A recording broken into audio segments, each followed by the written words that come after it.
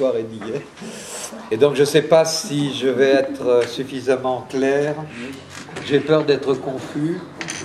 En plus, je vous avoue que l'économie et la pensée économique en général, ce n'est pas quelque chose qui m'intéresse beaucoup personnellement, et c'est important quand même de le dire, mais on ne choisit pas par ailleurs, comment dirais-je, le territoire de la pensée, et l'économie, c'est un des territoires qui domine depuis le XVIIIe siècle, en gros. Hein.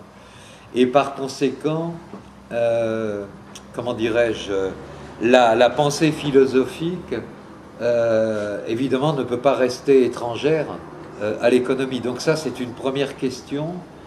Et c'est vrai que Aristote a été le premier à proposer, sinon une pensée économique au sens où on l'entend aujourd'hui,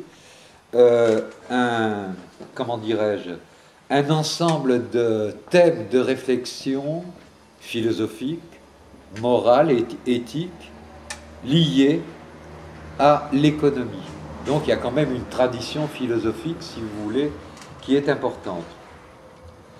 Deuxième chose à dire, sous toute réserve, il me semble que, et ça on l'oublie trop souvent, peut-être, tellement aujourd'hui l'économie est dissociée de la pensée, alors pas complètement évidemment, hein, mais tout de même, comme s'il y avait, sinon un divorce, du moins une sorte d'incompatibilité entre ce qui régit l'économie dans son ensemble et, si vous voulez, les exigences de la pensée philosophique en général. Mais ce que je dis là, c'est de la prudence. Il n'est pas sûr que la question soit valable. On verra ça avec le débat. Donc, ce que je vais faire ce matin, c'est, à bien des égards, de reprendre ce qui a été proposé notamment par Pierre Hidalgo déjà, hier après-midi, c'est-à-dire au fond examiner ce que dit Bentham. Alors Bentham, c'est un économiste, un juriste, un philosophe du XVIIIe siècle, donc anglais, et qui représente, à mon sens, si vous voulez, comment dirais-je,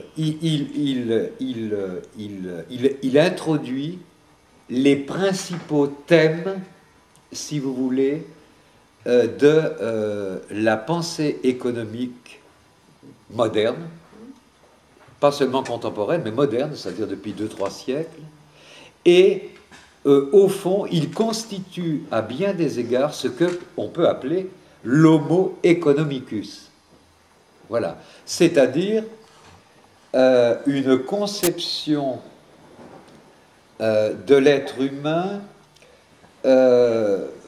comment dirais-je, conçue sur des besoins. Il y a une théorie des besoins, besoins économiques, besoins psychologiques, et théorie des besoins qui est si essentielle encore aujourd'hui, évidemment, dans, si vous voulez, la société dans laquelle nous vivons. On est censé avoir des besoins. Et non seulement on est censé avoir des besoins, mais on est censé pouvoir produire des besoins à la fois individuels et à la fois collectifs à l'infini, sans limite. Tout le système s'effondrerait, évidemment, si on arrivait à déterminer, si vous voulez, une limite aux besoins. Vous voyez ? La publicité, en particulier, c'est l'appareillage économico-politique, un système de signes, comme disait Baudrillard, qui, si vous voulez, analyse, produit les besoins. Besoin entre guillemets. Alors là, ça fera l'objet, j'espère, justement, de discussion. La notion de besoin, je vous dis tout de suite, pour rester d'un réalisme médiéval, que Baudrillard, dans un très beau livre, je ne sais plus lequel, parce que je ne l'ai pas en tête aujourd'hui, si on prend la notion de besoin au sens strict, nous avons besoin de quoi? De nous nourrir, de nous alimenter, donc, de nous vêtir et de nous loger. Point, c'est tout. Vous voyez? Voilà. Et je ne vais pas rentrer dans les détails parce que j'y connais rien, mais les besoins sont limités. Absolument. Baudrillard a une très belle définition, et je vous la donne, parce que pour moi, elle reste valable. Qu'est-ce qu'un besoin? Un besoin, c'est ce qu'on ne peut pas substituer. Le besoin est insubstituable. Autrement dit, on ne peut pas le remplacer par autre chose, ni de manière réelle, ni de manière symbolique. Vous saisissez? Insubstituable. Voilà.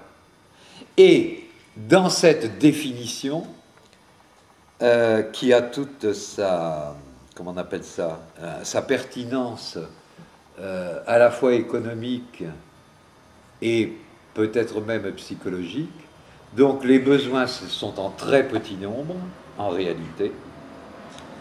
Ils sont en très petit nombre sur le plan économique et ils sont en très petit nombre sur le plan symbolique.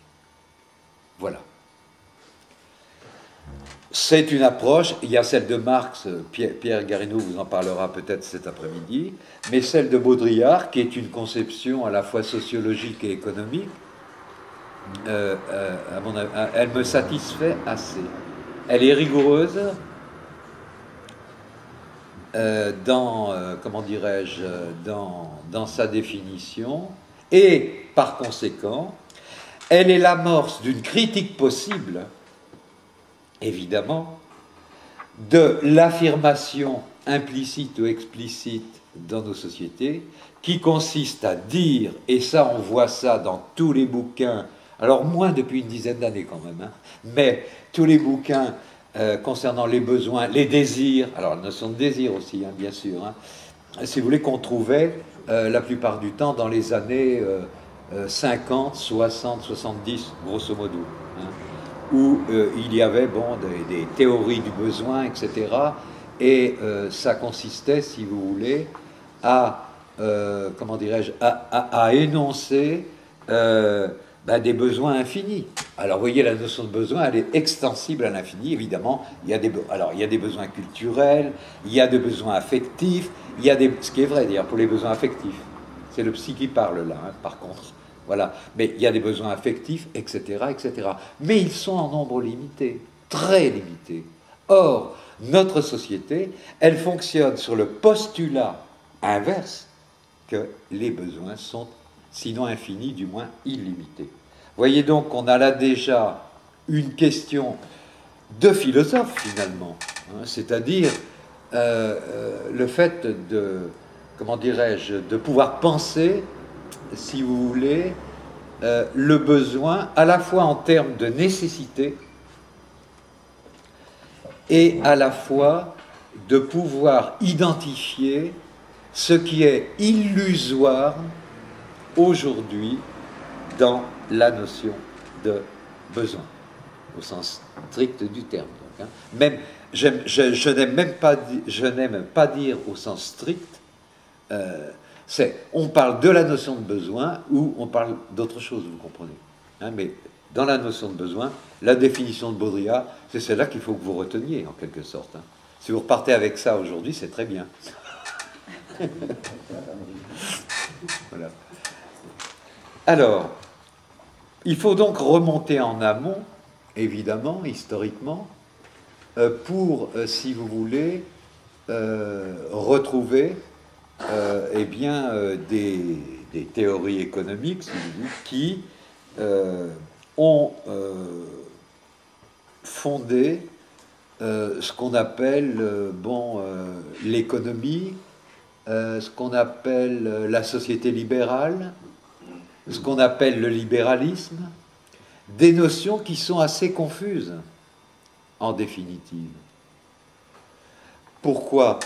Parce que, par exemple, le libéralisme, c'est à la fois une philosophie de l'individu, de l'homme. Donc, en ce sens-là, c'est un humanisme. Question, hein? Question. C'est une conception de la liberté. Hein, dans libéralisme, il y a liberté. Une conception de la liberté, donc du choix. C'est aussi, évidemment, une conception de l'économie dans la société. Je ne parle pas là de l'ultralibéralisme, j'en parlerai un peu à la fin, ce qu'on appelle l'ultralibéralisme. Et au fond, si vous voulez, le libéralisme, c'est ce qui fonde vraiment la société moderne depuis 2-3 siècles. Avec donc deux auteurs essentiels, Bentham et Adam Smith, surtout Adam Smith, qui sont donc deux penseurs anglais que l'on simplifie la plupart du temps, que l'on schématise, dont on schématise, si vous voulez, la pensée, parce que, pour préparer justement ce week-end philosophique, bon, j'ai relu un peu des livres, non pas Adam Smith directement, mais des livres par rapport à la pensée d'Adam Smith, et je me suis rendu compte que c'est une pensée ouverte, complexe, large et à la fois rigoureuse. C'est une pensée philosophique, à proprement parler. Après, l'idéologie libérale, c'est autre chose. Mais la plupart du temps, on confond aujourd'hui idéologie libérale et philosophie libérale. On va l'appeler comme ça. Vous comprenez?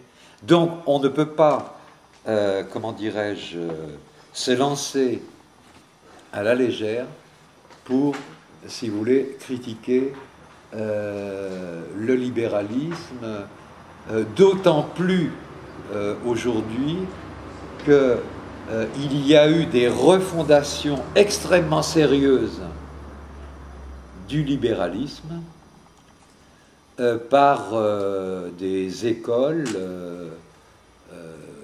surtout américaines, anglaises, qui ont reformulé, si vous voulez, je dirais grosso modo, les rapports entre l'économie, la philosophie et la morale politique. En gros, vous voyez, c'est les trois concepts qui peuvent nous guider dans ce qu'est la pensée libérale, avec une étroite, j'ajoute, une étroite connexion entre l'économie, la liberté et la politique. Vous voyez? Non, impossibilité de séparer les trois. C'est ça que ça veut dire, hein, la connexion. Voilà.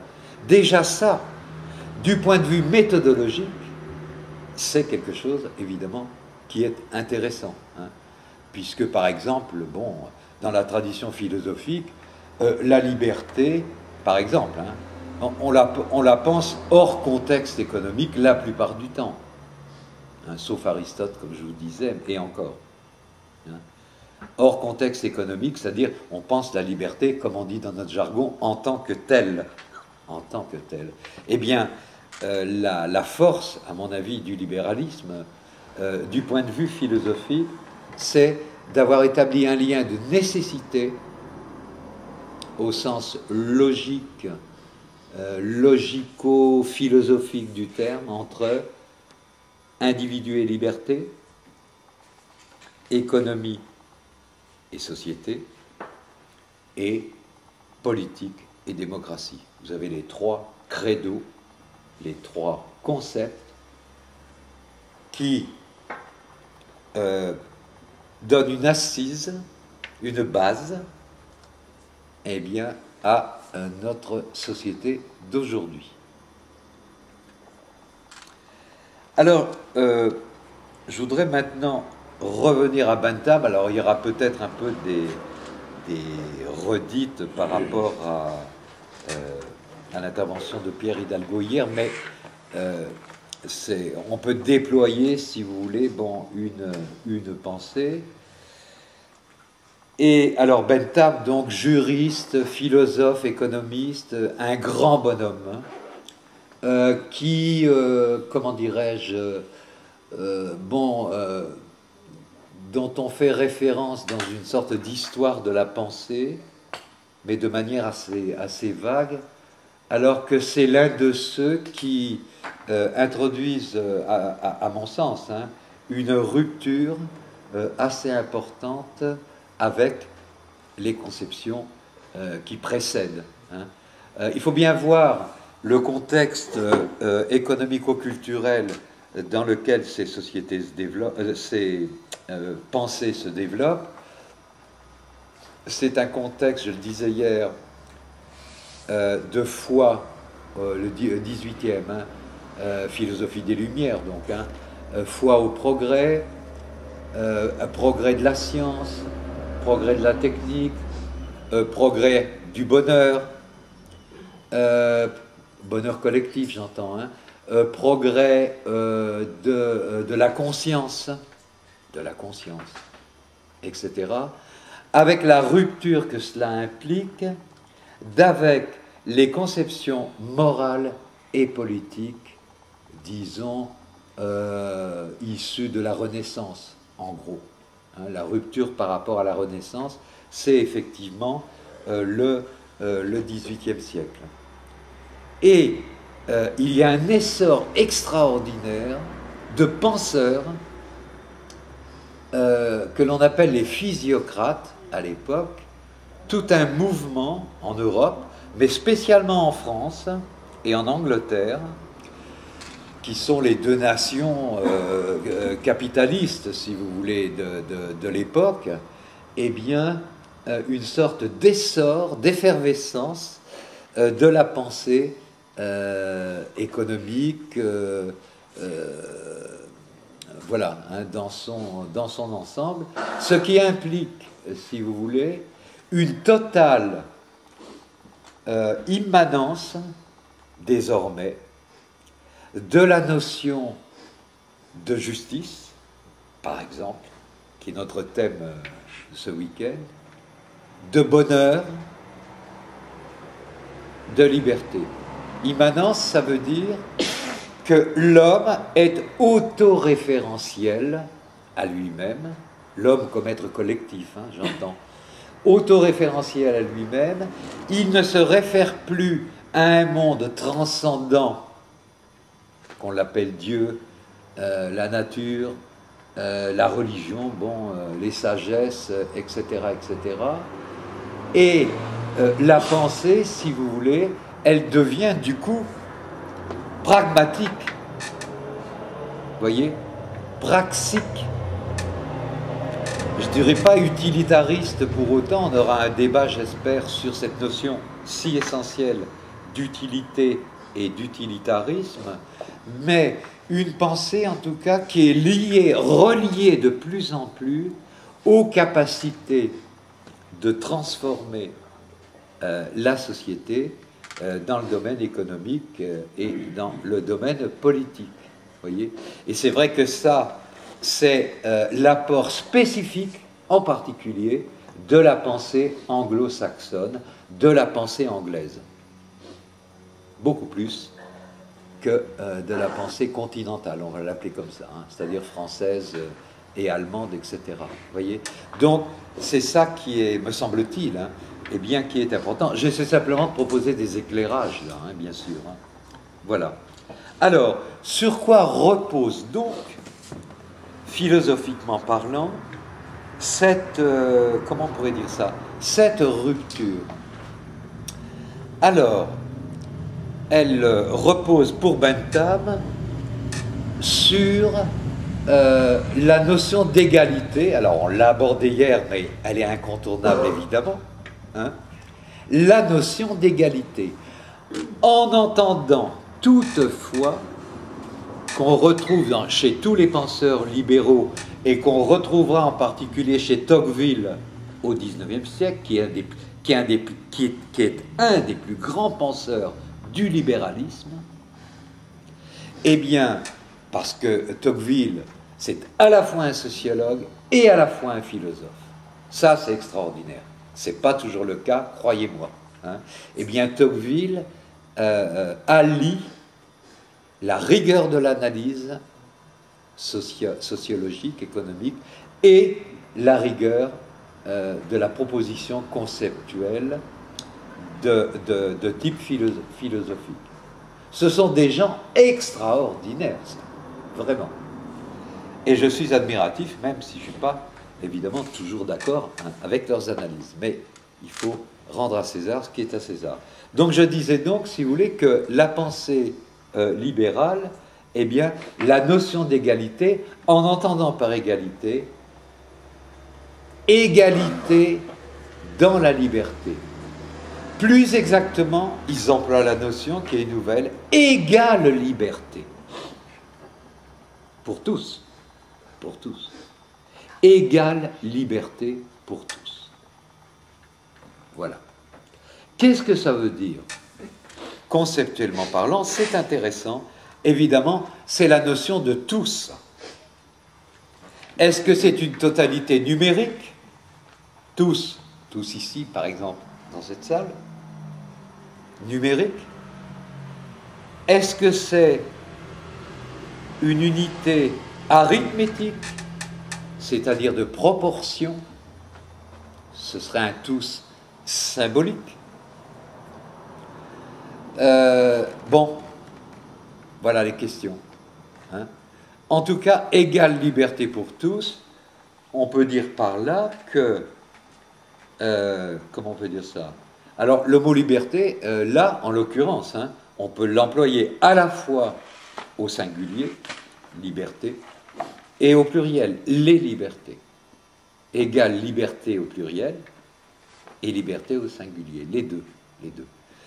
Égale liberté, bon, c'est ce qu'on trouve alors chez Bentham, chez Schmitt, chez Rawls. Rawls reprend finalement la problématique de Bentham, enfin, il reprend la problématique d'Aristote, mais sans aller chercher chez des ancêtres aussi vénérables, eh bien, les plus proches, c'est Bentham et Schmitt. Rawls, théoricien d'aujourd'hui, sa théorie de la justice, donc, dont Pierre Hidalgo vous en a parlé hier après-midi. Hein. Égale liberté. Par conséquent, alors, question qui pourra faire l'objet de débat tout à l'heure, qu'est-ce qu'on entend par égale liberté? Est-ce que c'est égalité des chances? C'est peut-être la traduction contemporaine la meilleure, vous voyez. Est-ce que c'est, comment dirais-je, égalité d'expression individuelle, d'expression de groupe, d'expression citoyenne, etc., etc. Égale liberté, donc c'est quelque chose d'important. Mais ce qui concerne encore plus directement cette notion d'égale liberté, c'est égale liberté d'accès au bonheur. Voilà. N'oubliez pas que le XVIIIe siècle est un siècle où la notion de bonheur devient prévalente en Angleterre et en France. Vous voyez? Alors, ne me demandez pas ce qu'ils entendent, enfin si, je vous en parlerai un peu, mais c'est difficile. Évidemment, la notion de bonheur, c'est une notion à la fois philosophique,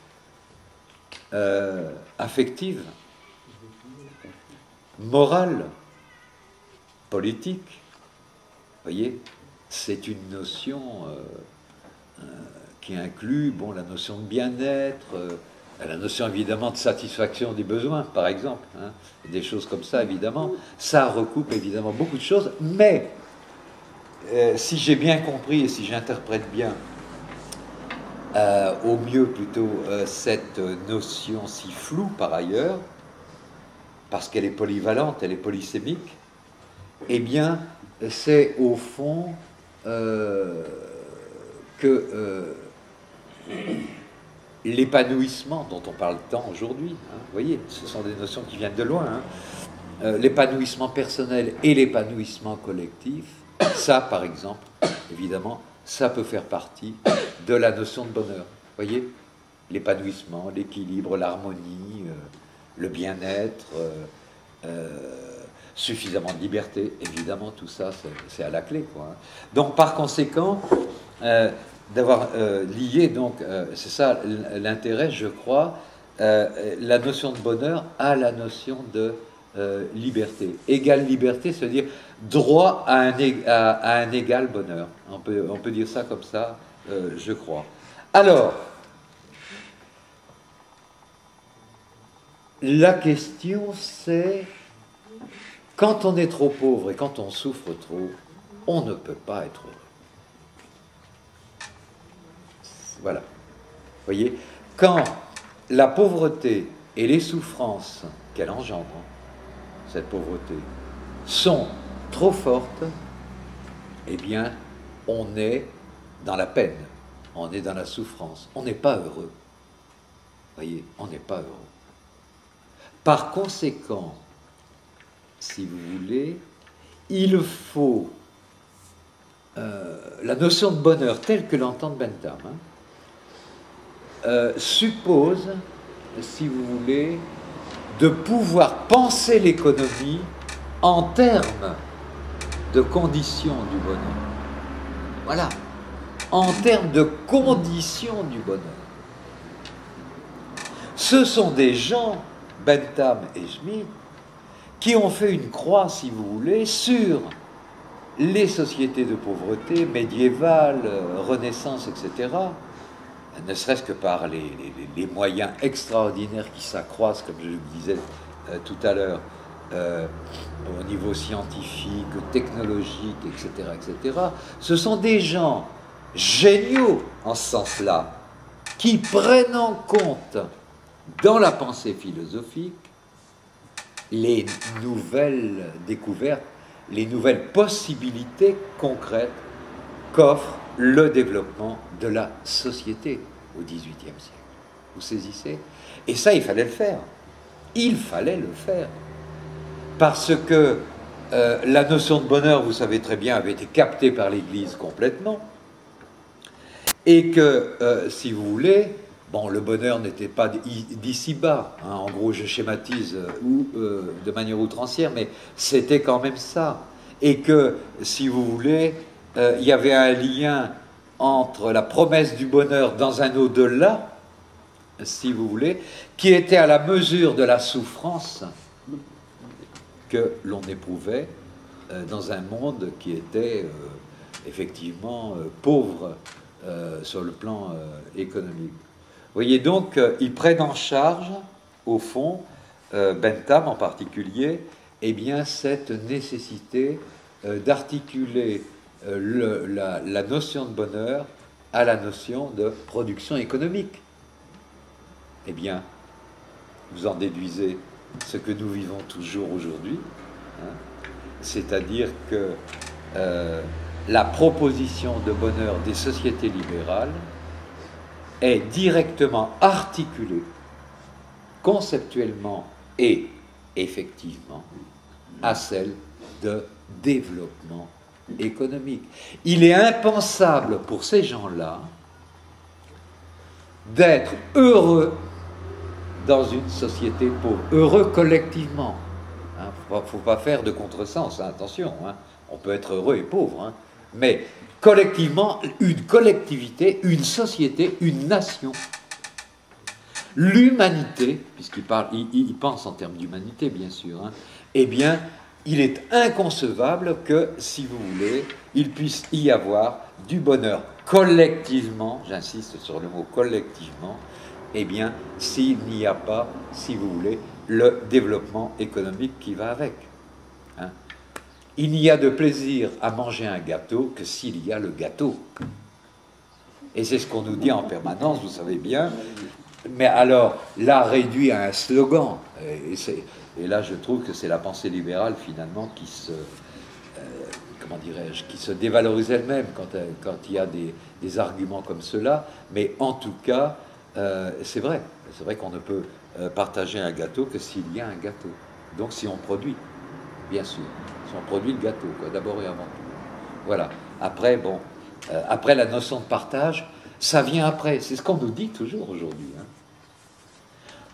La droite en particulier, bon, je ne veux pas faire de politique ici, vraiment pas, hein, mais c'est quand même surtout un langage de droite. La droite nous dit toujours, hein, pour partager, il faut qu'il y ait quelque chose à partager. Hein. C'est-à-dire, si vous voulez partager quelque chose, de la justice sociale, d'accord, mais d'abord, produisez et travaillez. Bon, c'est du bon sens en même temps, hein, mais bon, c'est un bon sens qui est problématique. Bon, mais ça ne m'intéresse pas trop. Par contre, la notion de bonheur articulée à l'économie, ça c'est essentiel. Vous voyez, c'est essentiel. Voilà. Et la notion de justice, elle vient, pour Bentham, si vous voulez, au fond, c'est une péréquation. C'est le partage du gâteau, on l'a dit hier après-midi, et c'était très bien, on en revient à ça. Hein. C'est le partage du gâteau. Alors, de manière égalitaire au sens strict, je pense à vous, madame, hier, hein, ou, donc la mesure, comme on dit, la mesure égale pour tous, hein, ou, et, de manière proportionnelle, donc équitable, notion d'équité liée à la notion de justice, on retrouve cela, et si vous voulez, je disais hier que ça, c'est à la fois la complexité de la question, donc il ne faut surtout pas simplifier les choses, évidemment, hein, et c'est à la fois la valeur de cette question-là. Vous voyez ? C'est-à-dire que nous sommes dans des sociétés injustes, certes, mais nous avons les moyens conceptuels, par les penseurs libéraux eux-mêmes les plus rigoureux, de nous donner les moyens que la société soit plus juste. On l'a. On l'a. On a les concepts, on a les penseurs, on a tout ce que vous voulez, on a la machine économique, j'entends. Hein.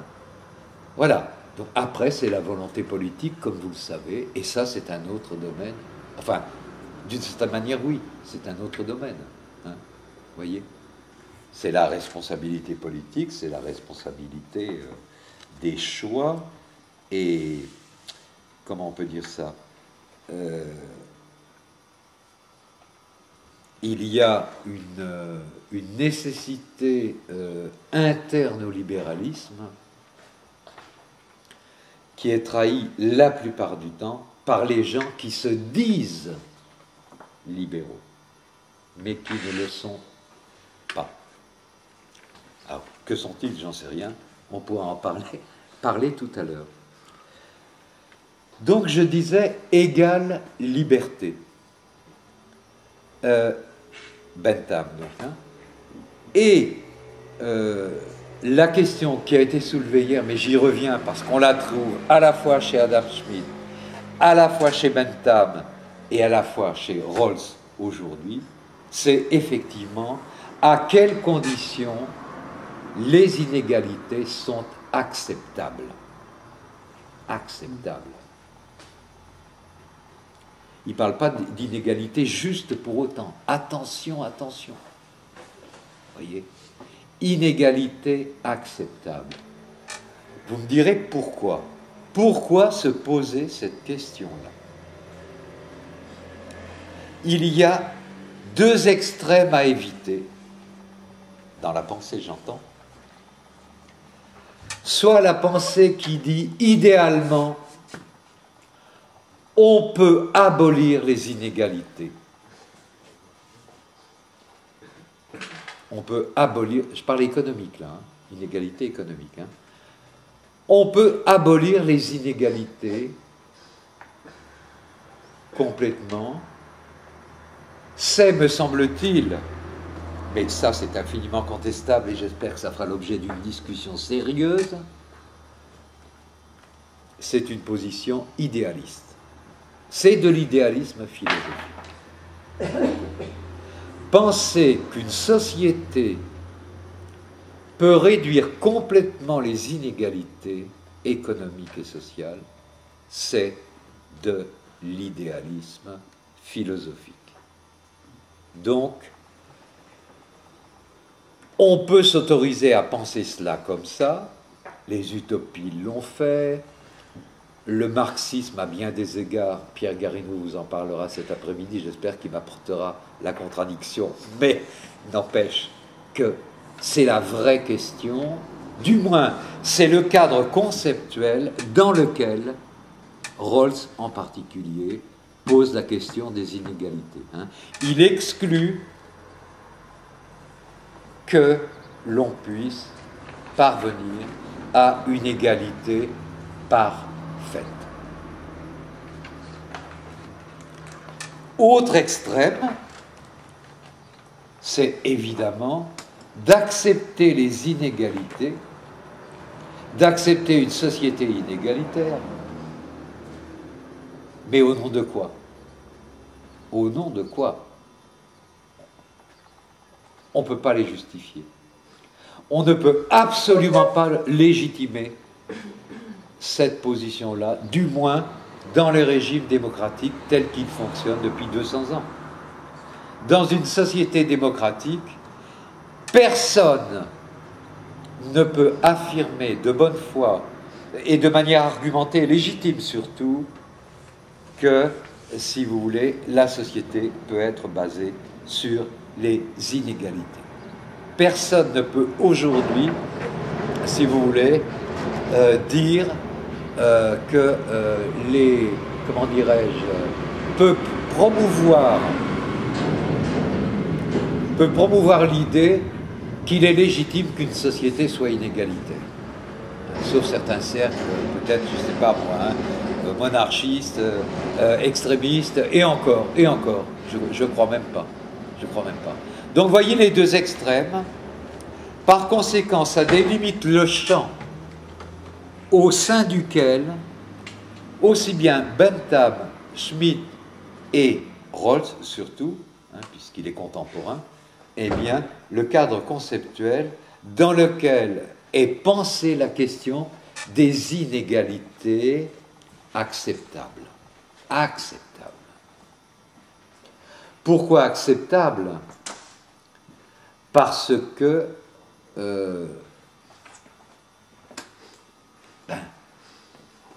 on ne peut pas faire autrement. On ne peut pas faire autrement, hein, puisque la société ne peut pas être égalitaire de manière parfaite, eh bien, il y aura comme on dit aujourd'hui, des inégalités. Donc des pauvres, hein, ce qu'on dit aujourd'hui, quoi. Hein. Pauvreté et inégalité, évidemment, c'est lié. Hein, c'est lié. Donc, si vous voulez, pour Rawls, l'honnêteté philosophique et l'honnêteté politique et économique suppose de renoncer à l'idéalisme, première version dont je vous parlais tout à l'heure, et évidemment de renoncer à la société totalement inégalitaire. Par conséquent, on est contraint par nécessité d'accepter certaines inégalités. Si on n'est pas convaincu de cela, alors on verra ça dans le débat tout à l'heure, eh bien, on n'est pas sérieux dans notre pensée. On fait ce qu'on appelle de la démagogie ou de l'idéalisme. C'est l'un ou l'autre. Ou c'est de la démagogie de dire que on s'interdit de penser finalement en termes d'inégalité acceptable, acceptable, hein, les deux mots, hein, bien sûr, hein, acceptable, et, si vous voulez, ou de penser, bon, en termes d'idéalisme, hein, on peut maintenir évidemment qu'on ne veut plus d'inégalité, mais bien sûr, personne ne veut des inégalités, on ne veut pas, on ne veut pas, il n'y a pas besoin de se réunir pour penser ça, on n'en veut pas des inégalités, mais elles sont là. Et non seulement elles sont là, mais elles sont nécessaires, nous dit Rawls. Elles sont nécessaires. Mais il y a des conditions, et c'est là où on retrouve ce qu'on a développé hier. La notion de justice, et pas seulement la notion d'égalité, c'est-à-dire qu'il y a des critères. Donc, il faut que ces inégalités, je rappelle simplement ce que Pierre Hidalgo a dit hier, hein, pour qu'elles soient acceptables, donc, il faut que ces inégalités, comment dirais-je, servent à la, comment dirais-je, à l'augmentation du plus grand nombre. Enfin, je ne sais plus exactement la formule, si vous voulez. C'est-à-dire, il faut que les inégalités bénéficient, économiquement parlant, en termes d'économie et en termes de liberté, les deux, eh bien, à l'ensemble de la collectivité. Vous saisissez? Ça, c'est la première principe. Et le deuxième principe, il faut que les inégalités acceptées servent aux plus pauvres, malgré tout. C'est-à-dire que ce qu'on enlève d'un côté, on va quand même le resservir de l'autre. Vous voyez? C'est ça qui est important. Hein. C'est-à-dire que ce que l'on postule dans un premier temps, on va le réimpliquer dans un deuxième temps. Donc il n'est pas question que les inégalités bénéficient aux plus riches, ni même aux moyens riches. Il faut qu'elles bénéficient aux plus pauvres. Vous voyez? Alors, c'est complexe. Évidemment, c'est complexe. Pourquoi? Et donc là, voilà, là, on retrouve la notion de justice. Notion de justice. Pas seulement justice sociale dans le langage de Rawls. Hein. Certes, justice sociale, mais notion de justice au sens où Laurent nous en a parlé hier matin, hein, c'est-à-dire la réparation d'un dommage, enfin je ne sais pas comment appeler ça, ou si vous voulez, la notion d'égalité n'est plus suffisante pour penser et agir rigoureusement cette notion d'égalité qui est à la fois si simple et à la fois si complexe. Et pourquoi c'est si simple et si complexe? Je vais simplifier à l'extrême, excusez-moi, mais pour moi, la notion d'égalité relève de la loi, de la mesure, de la répartition égale, comme on disait hier. Hein, ça suppose, oui, à la fois les mathématiques, mais plus que les mathématiques, le nombre, le chiffre, mais la loi. Hein, ce qui rend égal, c'est la loi. Rousseau avait très bien vu ça. Ce qui rend égal, c'est la loi.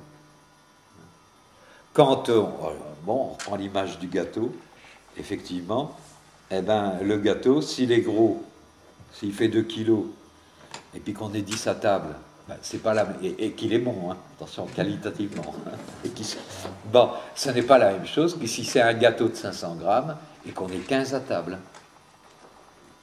Mais dans les deux cas, on aura de toute façon à rétablir de manière mesurable, pas équitable, égale parce que mesurable. Parce que mesurable. À la limite, on peut prendre notre double décimètre et puis pour faire les parts les plus égales possibles. Mais vous savez bien que dans un gâteau, à moins que ce soit du plomb, les parts ne sont jamais tout à fait égales. Vous voyez? Et que les gamins, ils voient très bien, et ils sont de mauvaise foi d'ailleurs, hein, qu'il y a quelques miettes en plus pour l'autre. Il n'y a pas grand-chose. Il y a peut-être il y a peut-être 0,0 g de différence, mais eux, ils l'ont perçu. Et qu'est-ce qu'ils nous disent?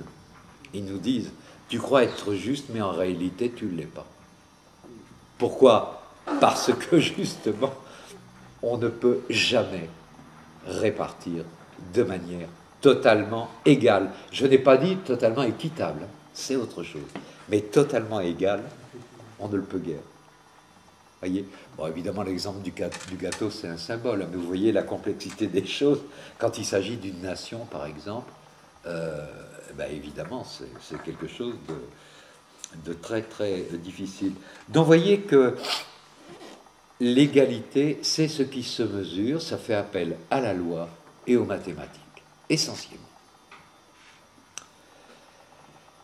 D'ailleurs, la Révolution de 89, quand elle pose l'égalité des citoyens, c'est l'égalité devant la loi et le droit. Vous voyez? C'est ça qu'elle fait. Hein. Donc, égalité, elle est mesurable. Uniquement, presque exclusivement. Hein. L'équité, par contre, c'est les fameuses quelques miettes qui différencient dans les parts égales. Vous voyez? D'une part, les quelques miettes, donc les parts ne sont jamais totalement égales, et d'autre part, si vous voulez, chacun n'a peut-être pas besoin de parts égales. Bon, moi, j'ai pas envie de gâteau ce matin, par exemple. Vous voyez, mais peut-être que cet après-midi, j'aurais envie de 3 parts de gâteau, et pourquoi pas, c'est mon droit. Vous voyez? C'est-à-dire, si vous voulez, ce qui est important sur le plan économique, c'est au fond comment on peut dire ça, de répartir de manière égale, mais en même temps, bon, de tenir compte de ce qu'on peut appeler les différences, de la part qui peut revenir à chacun en fonction, on l'a dit hier tout ça, hein, en fonction, bon, de ce qu'il est, de ses compétences, de son mérite, de son histoire. Chacun est singulier, en même temps, chacun est singulier.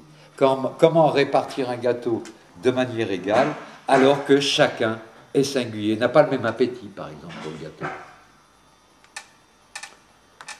Vous voyez? C'est ça. Par conséquent, la notion de justice, elle se trouve à la croisée de ces deux exigences, vous voyez, en quelque sorte. Et c'est vrai que la notion d'équité, je crois que c'est une notion qui est intéressante parce que elle se réfère on peut se référer à la fois à la notion d'égalité et à la fois à la notion de comment dirais-je, de différence, de proportion, Aristote, hein, etc., etc. Voilà. Donc, comment on peut dire ça? Alors, Bentham résout le problème, en quelque sorte, en disant qu'une société juste, j'emploie ces expressions, est une société qui maximalise le bonheur collectif.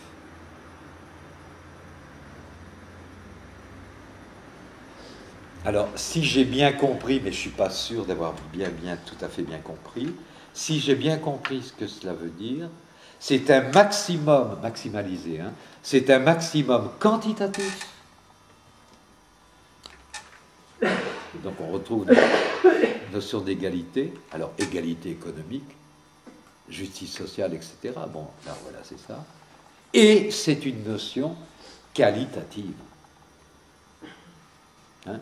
C'est à la fois une notion quantitative et à la fois une notion qualitative. Hein? Le bonheur, ça s'éprouve. C'est pas seulement d'avoir un gâteau, une part du gâteau. C'est que, comment on peut dire ça? On n'a pas tous le même plaisir à manger un même gâteau. En supposant que le gâteau, c'est le cas hier, hein, je le dis, soit le meilleur possible. Voilà, on va se mettre dans la perspective de Bentham. En supposant pas un gâteau raté, hein, ni même un gâteau qui sort des usines à faire des gâteaux. Non, non, non. Un gâteau le meilleur possible, qualitativement donc. Hein. Oui. Eh bien, même un gâteau le meilleur possible, qualitativement, nous n'aurons pas, évidemment, le même plaisir à le manger. Or, tout le problème de l'économie, enfin, pour Bentham, cela est résolvable, ça se dit ça, oui. Ceci est résolvable, au moins théoriquement, si vous voulez, dans ce qu'il appelle la maximalisation du bonheur collectif, qui introduit des notions quantitatives répondant à l'exigence d'égalité et des notions qualitatives répondant aux exigences comment on peut dire ça, de justice, de sentiment, de différence, etc., etc. Voyez. On peut penser que là, il y a toute la... Alors là, c'est en tant que philosophe que j'essaie de parler. Hein. Il y a là toute la richesse de la pensée anglo-saxonne. Hein. Le fameux pragmatisme anglo-saxon que l'on retrouve, bon, évidemment en Angleterre à l'époque, mais que l'on retrouve aujourd'hui aussi, bien sûr, aux États-Unis, en partie au Canada aussi, enfin, etc. Bon, en Australie, enfin, dans tous les pays, évidemment, dont la pensée, entre guillemets, est d'origine anglo-saxonne, eh bien, si vous voulez, alors là, vraiment pour schématiser, la maximalisation du bonheur collectif, c'est exactement, si vous voulez, résoudre la quadrature du cercle, mais au niveau pratique. C'est-à-dire de penser, si vous voulez, qu'il y a une articulation possible entre le bonheur et l'économie, ça je l'ai déjà dit, et, si vous voulez, entre le quantitatif et le qualitatif, et, si vous voulez, et l'individu et la collectivité. Vous voyez, collectivement, bonheur collectif. Il y a là une pensée, si vous voulez, intéressante. La notion de bonheur associée à collectivité, pour l'époque, c'est une notion entièrement nouvelle. Entièrement nouvelle.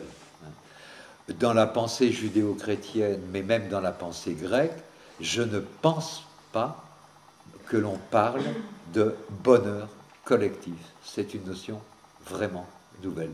C'est un concept politico-éthique ou économico-éthique extrêmement intéressant.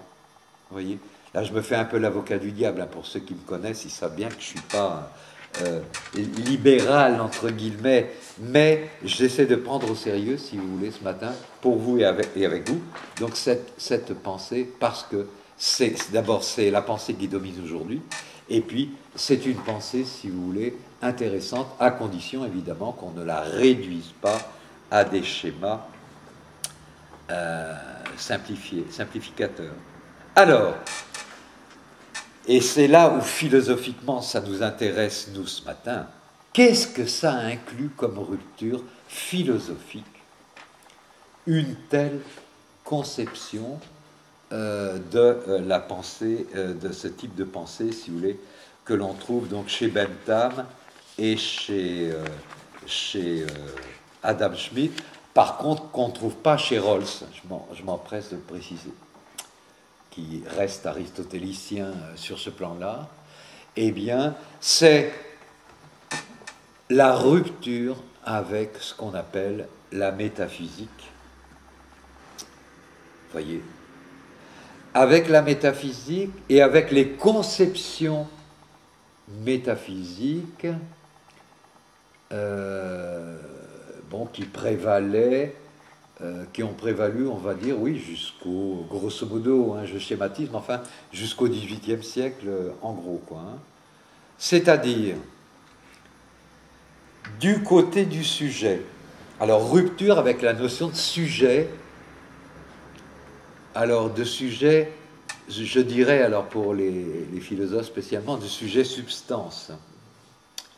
Rupture avec cela, c'est-à-dire avec une conception de l'homme, de l'individu plutôt, comme être, comment on peut dire ça, comme entité transcendante. Hein, le fameux cogito de Descartes, finalement, c'est ça. Hein. Rupture avec cela, et c'est une rupture radicale, dont on n'est pas tout à fait remis aujourd'hui. On s'en remettra peut-être jamais, d'ailleurs. Hein.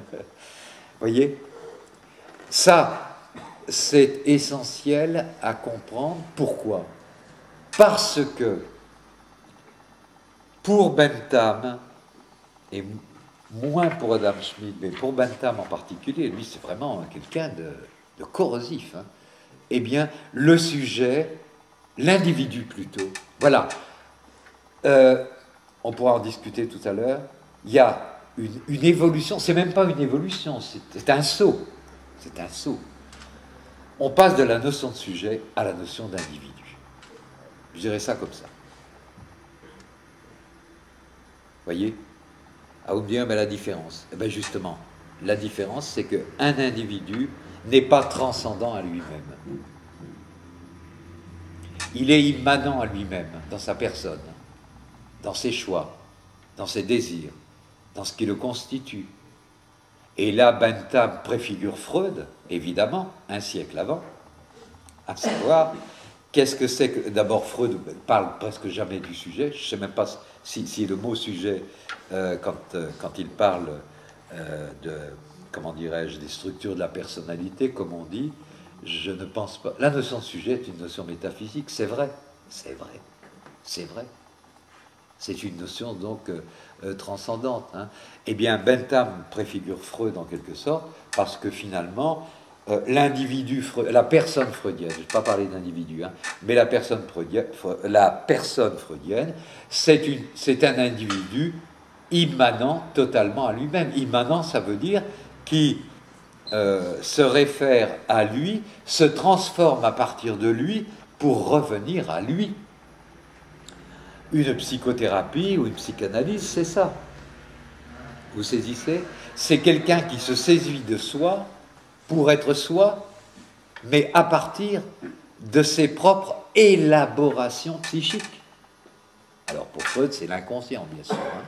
Mais voyez, c'est intéressant. Eh bien, Bentham, c'est là où il est très fort, parce qu'un siècle avant Freud, il faut le faire, hein, alors qu'on était en pleine métaphysique du sujet de Descartes, hein, en France en particulier, eh bien Bentham, si vous voulez, est quelqu'un qui, à la suite sans doute de la critique du sujet chez Hume, grand philosophe anglais, eh bien, si vous voulez, conçoit un individu totalement immanent à lui-même. Donc, coupure d'avec le sujet métaphysique traditionnel. Deuxième coupure, c'est une coupure, comment on pourrait dire ça, comme disait Althusser, épistémologique. Qu'est-ce que c'est qu'une coupure épistémologique? C'est de concevoir l'objet de la connaissance non plus en termes d'idées,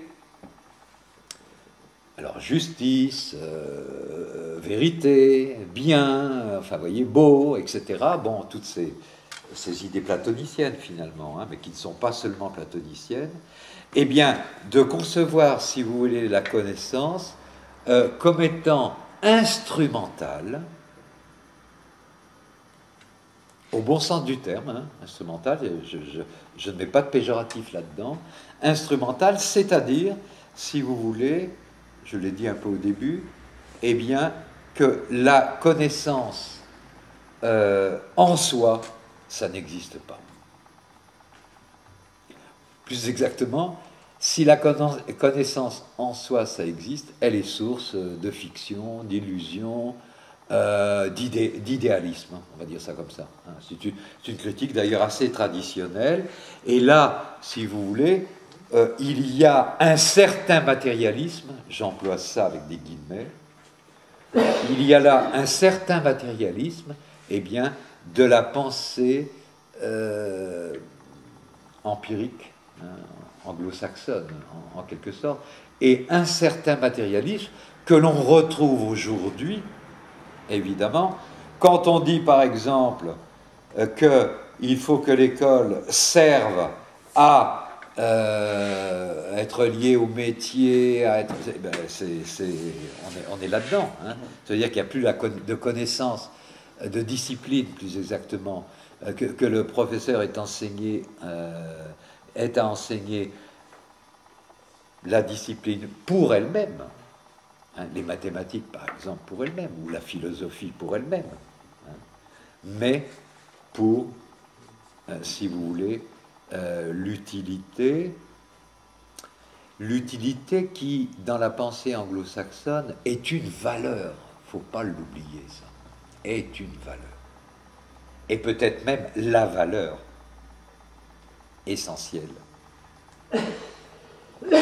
de la pensée, la valeur essentielle de la pensée. Voyez, la pensée comme valeur et la valeur comme pensée, je ne sais pas comment dire ça. Voyez, la pensée sert à évaluer, point, c'est tout. C'est déjà pas mal, vous me direz. Évaluer, pas mesurer uniquement, attention, hein, évaluer. Nietzsche dira ça, hein, un siècle et demi plus tard aussi. Vous voyez, on est là dans une orientation radicalement nouvelle de la pensée, du moins si en imagination on se replace, voyez-vous, eh bien, dans le contexte de l'époque. Alors, ceci va évidemment donner lieu, donc critique, alors épistémologie, j'ai dit rupture avec le sujet, rupture épistémologique, donc importante, et évidemment, rupture, mais ça j'en ai déjà un peu parlé, mais je le mets quand même ici, si vous voulez, avec une conception entièrement pragmatique du monde. Plutôt, on s'installe avec l'utilitarisme anglo-saxon de Bentham, eh bien, dans une conception du monde et du cosmos, j'ajoute, de l'univers. Alors ça inclut tout, hein, la nature, la terre, comme on dit aujourd'hui avec les écologistes, si vous voulez, un rapport instrumental au monde. Voyez? Donc pareil, hein, perte de transcendance du monde. Hein, voyez? Le monde instrumental, le monde comme moyen, si vous préférez. Non pas le monde comme objet de connaissance ou comme contemplation, alors a fortiori comme contemplation. A fortiori comme contemplation. On peut bien contempler le monde, mais bon, pourquoi pas, mais collectivement, ça sert à rien. Enfin, je veux dire, c'est pas une donnée économique intéressante. Alors, j'ajoute en quatrième quand même, parce qu'il faut le rappeler ici, c'est rupture avec les morales et les religions, évidemment. Et avec la métaphysique traditionnelle, j'ajoute ça, évidemment, avec la métaphysique, avec Platon, avec Aristote, tous, avec Descartes, etc., etc. Intéressant. Ça secoue, hein? Je ne sais pas si vous êtes secoué, mais moi, ça me secoue. C'est pas tout à fait dû à l'alcool ingurgité hier soir, quand même. Par conséquent, voyez-vous, comment on peut dire ça? Quand on parle de société juste, il me semble, mais on pourra en discuter, que la notion de justice avec Bentham est une notion totalement immanente, elle aussi. Hein. Pas uniquement à la pratique sociale pour autant, mais, si vous voulez, c'est une notion qui vise, ce que je disais au début, à rétablir ou à établir quelque chose que la notion d'égalité, l'égalité ne peut pas faire, ne peut pas remplir, hein, parce que la société, comme je le disais, ne peut pas être égalitaire complètement. Vous saisissez? Donc c'est une critique de tous les idéalismes en même temps, évidemment. Vous voyez, la religion, elle se rappelle à nous, il n'y a rien à faire. Et donc, on peut dire effectivement que avec, comment dirais-je, avec la force conceptuelle de Bentham et d'Adam Smith, eh bien, il y a cette rupture qui s'est établie, si vous voulez, entre une conception, les conceptions, comment dirais-je, classiques, philosophiques de l'homme en société et, si vous voulez, ce qu'ouvre le XVIIIe siècle dans cette, comment dirais-je, cette nouvelle conception de l'être humain comme entièrement pragmatique finalement, dans sa recherche du bonheur, dans sa recherche de l'égalité et dans sa recherche de la justice. Et à mon avis, il faudra attendre effectivement Marx, donc un siècle et demi plus tard, pour retrouver dans ces domaines-là une même rupture, une rupture équivalente, si vous voulez. Vous voyez, on va attendre la théorie marxiste. Voilà. Alors moi, j'ai fait un peu le parallèle, bon, entre Bentham et Marx, là. Bon, c'est pas tout à fait légitime, bien sûr, mais quand même, je vois tellement des points communs, si vous voulez, moins par les propositions qui sont faites que par la rupture que ça introduit dans la société, si vous voulez, tout simplement. Vous voyez, rupture, ça veut dire bouleversement, changement, rupture de base. Rupture de base. On tremble sur nos bases, là, ce matin. Par conséquent, c'est ça qui est important. Alors, je voudrais quand même dire quelques mots, parce que c'est un peu dans la lancée de la philosophie de Bentham, c'est que il y a, notamment aux États-Unis, il y a eu depuis Bentham des, comment on peut dire ça, des mouvements de pensée, au sens fort du terme, qui ont poussé encore plus loin cette rupture-là. Et ces mouvements de pensée, comment on peut dire ça, n'ont pas eu les prudences philosophiques qu'a eu Bentham. Ils ont fait basculer une conception que je qualifierais d'économico-politique en une conception économico-scientifique. C'est-à-dire, au fond,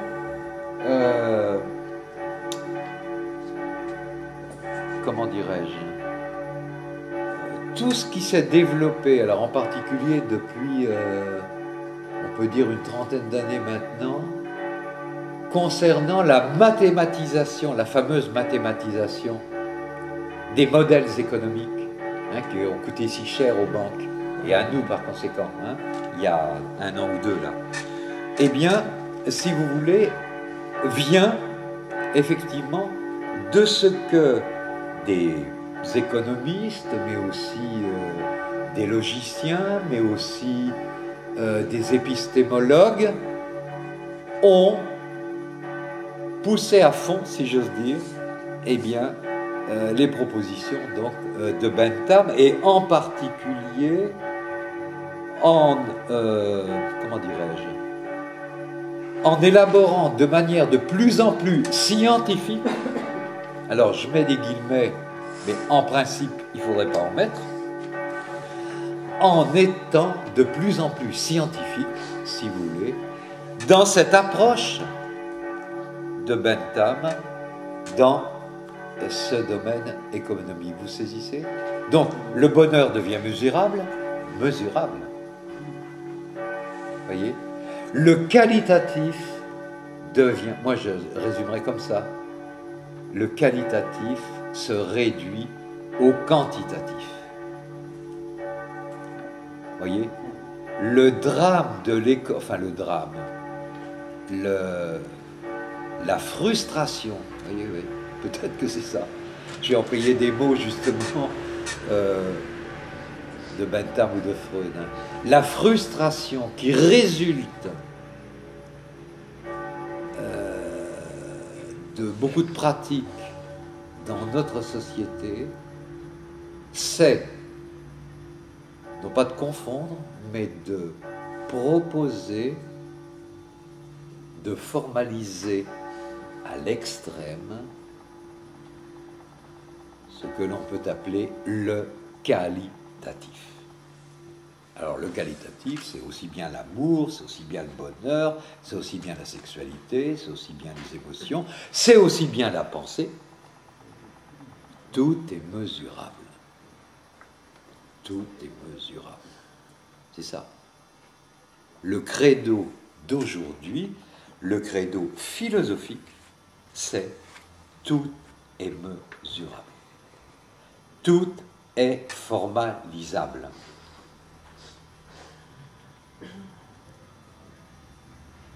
Voilà. Et c'est vrai que Bentham avait ouvert cette voie-là, dans laquelle, eh bien, beaucoup se sont engouffrés de manière quand même, comment dirais-je, assez illégitime. Et par conséquent, qu'est-ce que ça veut dire ça? Ça veut dire que aucune finalité ne s'impose de l'extérieur à l'économie. Aucun but, aucun sens, aucune valeur ne s'impose, j'ai pas dit qu'il n'y en a pas, attention, hein, ne s'impose de l'extérieur de ce qui est mesurable et formalisable. Le mesurable s'impose comme valeur en soi. C'est ça qu'il faut comprendre. Et on aura compris beaucoup de choses, si vous voulez, à la fois des, comment dirais-je, des propositions de l'économie d'aujourd'hui et en même temps de ses impasses, par conséquent. Et en même temps de ses impasses. Vous voyez, aucune fin ne s'impose de l'extérieur. Alors, on parle même plus d'immanence des fins. Là, je ne sais pas trop où on est. On en discutera, j'imagine, tout à l'heure. Mes collègues, eh bien, nous éclaireront aussi certainement.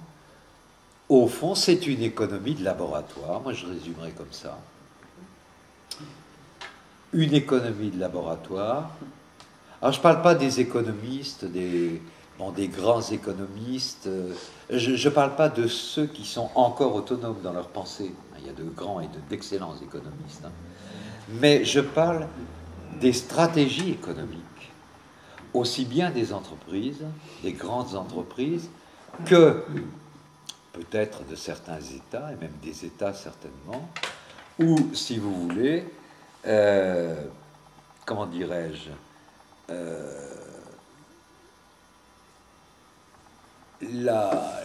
l'économie, mais pas seulement l'économie, les mœurs aussi. Par exemple, je n'ai pas parlé des mœurs. Chez Bentham, il y a une philosophie des mœurs également, hein, pas de la morale, des mœurs. Eh bien, l'économie et les mœurs sont objets, si vous voulez, eh bien, de laboratoire. Hein. Alors, laboratoire au sens large du terme, mais quand même au sens presque expérimental, en quelque sorte, du terme. Et là, il faut se référer à toutes les stratégies, d'ailleurs, que nous ignorons la plupart du temps, évidemment, comme je disais, des grandes entreprises et bon, de certains cerveaux, comme on dit, hein, de certains cerveaux. Les fameux technocrates, entre guillemets, c'est peut-être là, effectivement, qu'il faut les chercher et les trouver, quoi. Voilà un peu ce qu'on peut dire par rapport à tout cela. Alors, en conclusion, mais conclusion ouverte, c'est que au fond, vous voyez comment on a commencé ce matin. On a commencé avec une pensée libérale, libre, ouverte, je ne sais pas comment dire ça, en tout cas libre d'elle-même et de proposer des concepts, etc. Et nous avons vu que cela, ça a à la fois introduit une rupture radicale avec la société d'avant et que ça nous a mis de plein pied dans la société dans laquelle nous sommes aujourd'hui, et à mon avis, on y est encore pour longtemps. Voilà. Et on voit, comme toute pensée, elle finit par se rigidifier. Le cartésianisme est plus rigide que Descartes.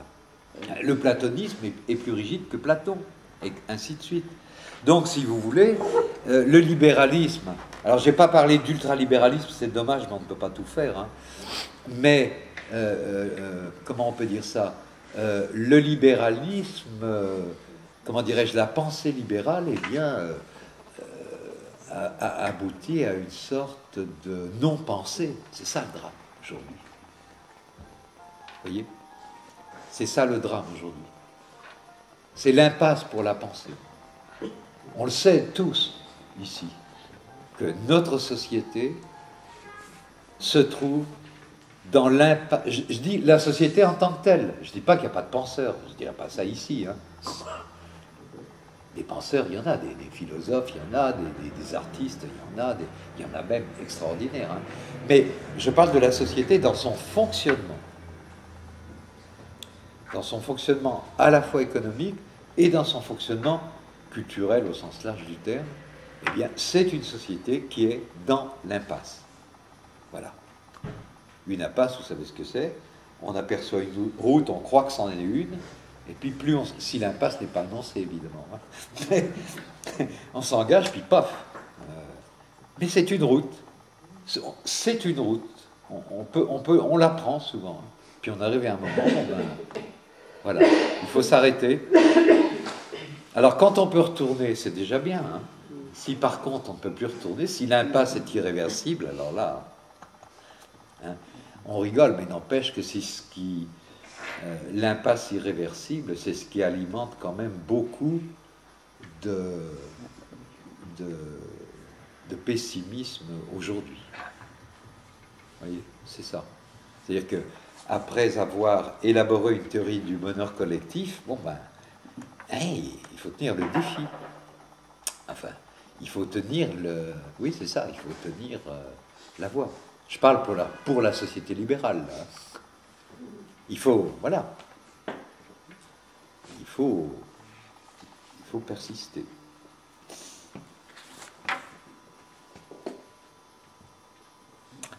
Bon ben voilà. Bravo. Hein.